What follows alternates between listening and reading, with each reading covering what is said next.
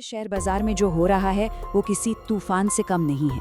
हर तरफ लाल ही लाल निशान और निवेशकों के चेहरे पर एक अजीब सी चिंता। पर सवाल ये है कि आखिर ऐसा हो क्यों रहा है। चलिए आज इसी पूरी कहानी की तह तक चलते हैं और समझने की कोशिश करते हैं कि ये सब क्या की हेडलाइन, शेयर बाजार धड़ाम। आज हर निवेशक की जुबान पर बस यही एक बात है। इस भारी गिरावट ने सच कहूं तो सबको चौंका दिया है और हर कोई यही पूछ रहा है कि भाई चल क्या रहा? पीछे की कहानी छुपी है इस एक नंबर में, +24%। जी हाँ, ये एक ही दिन में आया उछाल है बाजार के डर के मीटर में।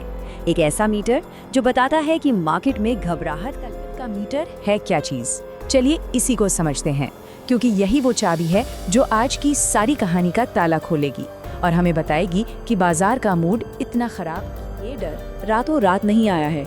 देखिए, इस साल की शुरुआत में विक्स काफी कम था, सब ठीक लग रहा था, लेकिन सिर्फ 3 कारोबारी सेशन में, सिर्फ 3, इसमें 60% से ज्यादा का उछाल आ गया और आज तो ये 21.25 पर जा बैठा है। मतलब सोचिए, इस साल अब तक 121% से ज्यादा की बढ़त। ये रफ्तार ही असली चिंता है। विक्स जो हम बार बार सुन रहे हैं, हर कोई इसकी बात कर रहा है।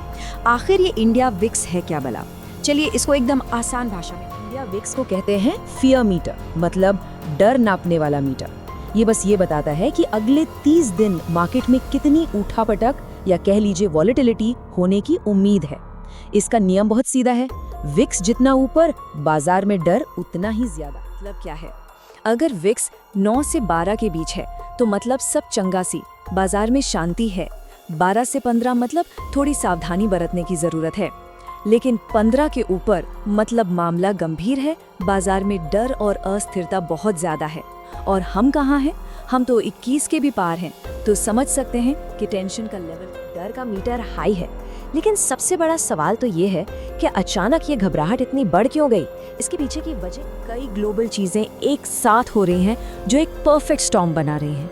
अमेरिका ईरान का तनाव बढ़ रहा है, कच्चे तेल की कीमतें आसमान छू रही हैं, हमारा रुपया रिकॉर्ड निचले लेवल पर आ गया है।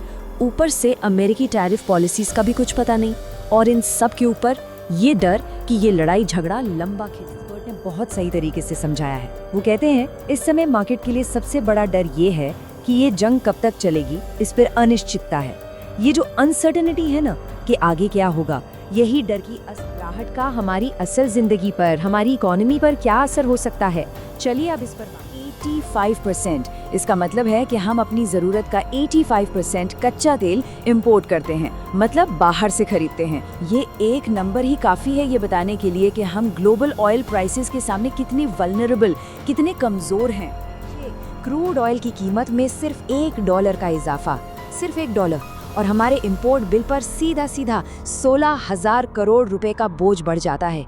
ये कोई छोटी मोटी रकम नहीं, एक चेन रिएक्शन की तरह है। सबसे पहले तेल की कीमतें बढ़ती हैं, फिर इससे महंगाई बढ़ने का खतरा पैदा होता है। जब महंगाई बढ़ती है तो कंपनियों का प्रॉफिट कम होता है और आखिर में मार्केट में और गिरावट का डर बन जाता है। ये पूरा एक विषय छोड़ने के बाद अब सबसे बड़ा सवाल, आगे क्या? अब यहाँ से मार्केट किस तरफ? मोटे तौर पर 2 रास्ते दिखते हैं। पहला सिनेरियो, अगर अमेरिका ईरान का मामला जल्दी सुलझ गया तो बाजार एक राहत की सांस लेगा और रिकवरी आ सकती है। लेकिन दूसरा सिनेरियो जो थोड़ा डराने वाला है कि अगर ये लड़ाई लंबी खिंच गई तो मार्केट के जो बड़े इंडेक्स हैं वो यहाँ से भी काफी नीचे जा सकते। कीमतों के बारे में क्या कह रहे हैं?